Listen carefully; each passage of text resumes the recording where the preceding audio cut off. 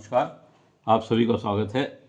आज इस वीडियो के द्वारा मैं सुमेरपुर पाली राजस्थान निवासी जय सल के द्वारा पूछे गए प्रश्न कि उनकी शादी कब होगी, उनकी बर्थ डिटेल के हिसाब से उनकी चार्ट बनाकर प्रश्न का उत्तर देने की कोशिश कर रहा हूँ।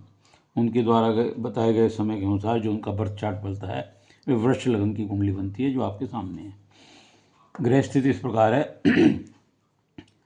तीसरे भाव में बुध राहु है, चौथे भाव में सूर्य और गुरु शुक्र हैं, सप्तम भाव में मंगल है, भाग्य स्थान में चंद्रमा और केतु हैं और 12वें भाव में गुरु शनि है। इस प्रकार आपके कुंडली में ग्रहों की स्थिति है। देखिए, आपका जन्म वृष लगन में व श्रवण नक्षत्र के प्रथम चरण में हुआ है।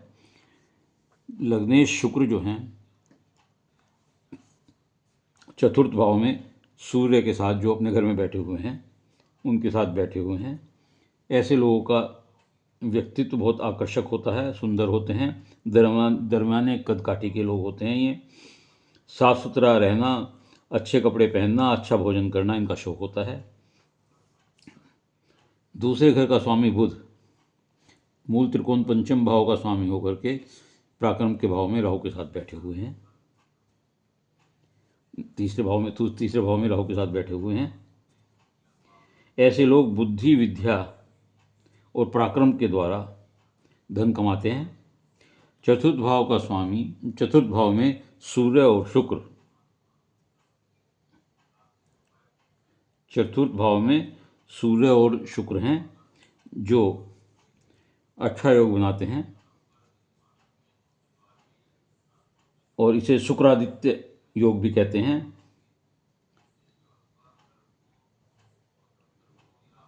और इसके अलावा जो ये मैंने बताया आपके तीसरे भाव में बुध और राहु है, ये जड़त्व योग बनाते हैं। इसमें बुध युवराज हैं और राहु पाप ग्रह हैं। तो ऐसे लोग साहसी होते हैं, पराक्रमी होते हैं। ये मैं बुध राहु के कॉम्बिनेशन को बता रहा हूँ। प्रभावशाली होते हैं, पराक्रमी होते हैं। स्ट्रॉन्ग राहु इन्हें यहाँ बहुत स्ट्रॉन्ग विल पावर देते हैं।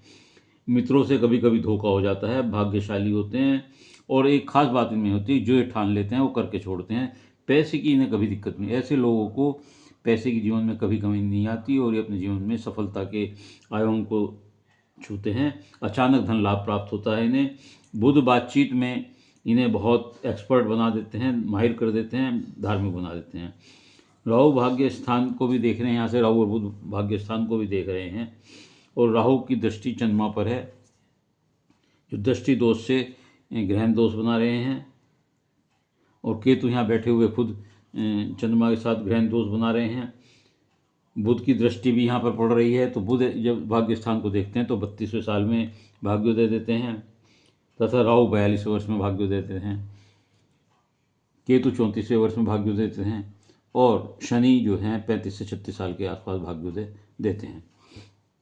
शुक्र और सूर्य जो इनके चतुर्थ भाव में बैठे हुए हैं, इसे शुक्रादित्य राजयोग कहते हैं। भौतिक सुख प्राप्त होता है, धन प्राप्त होता है, सुख प्राप्त होता है, मकान वाहन प्राप्त होते हैं। ऐसे लोग बहुत तेजस्वी होते हैं, पराक्रमी होते हैं, प्रसिद्धि इन्हें मिलती है, समाज में मान सम्मान मिलता है। सूर्य यहाँ स्वग्रही होकर इनमें बचत मितव्ययिता की आदत बनाने की कोशिश करते हैं।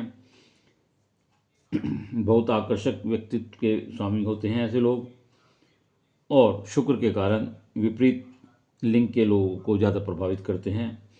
मंगल सप्तम भाव में विवाह में देरी करते हैं, विवाह के लिए बहुत शुभ नहीं है। जीवन साथी को भी कुछ परेशानी और दिक्कत बनी रहती है।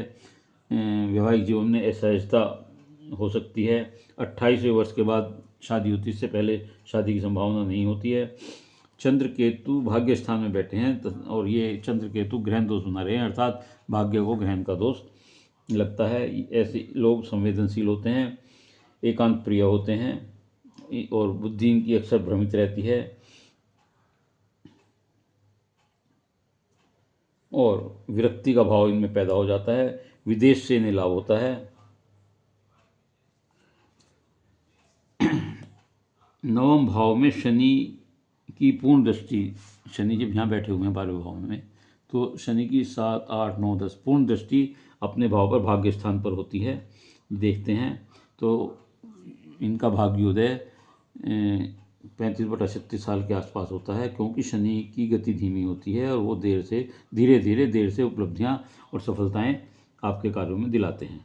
अज्ञात भय, चंद्रमा यहाँ बैठे हैं शनि के साथ, अज्ञात भय इससे केतु के साथ अज्ञात भय आपके अंदर बना रहता है।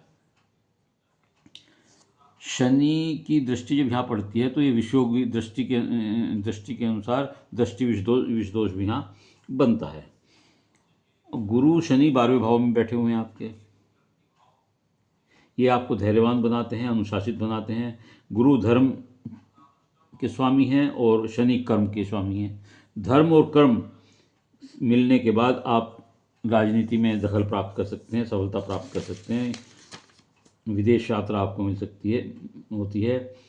शनि के कारण कार्यों में देरी सफलता तो मिलेगी, लेकिन देरी से मिलेगी। रिश्तों में कुछ कड़वाहट हो सकती है, अनुशासन प्रिय होते हैं और नुकसान व हानि का योग भी शनि यहाँ बैठकर देते हैं।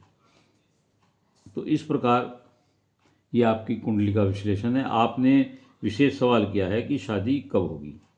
देखिए, आप एक तो मंगली हैं, 28 से पहले शादी की संभावना कम है, हो सकता है 28वें साल में आपकी शादी हो जाए। कुंडली मिलाकर शादी करें। दूसरा है राहु की पंचम दृष्टि 7वें भाव पर पड़ रही है, इस भाव पर, तो ये भी डिले करता है, व्यवधान पैदा करता है। गोचर के शनि यहाँ बैठे हुए हैं, वो भी इस भाव को देख रहे हैं, तो वो भी डिले करते हैं, लेकिन ये 29 मार्च को हट जाएंगे, तो ये प्रभाव 29 मार्च के बाद खत्म हो जाएगा। बुध भी भाग्य स्थान को देख रहे हैं, तो ये 32वें साल में शादी की दूसरा भाग्योदय आपका, अगर 28-29 में शादी नहीं होती तो 32वें वर्ष में आपकी शादी का योग बुध के कारण बन सकता है।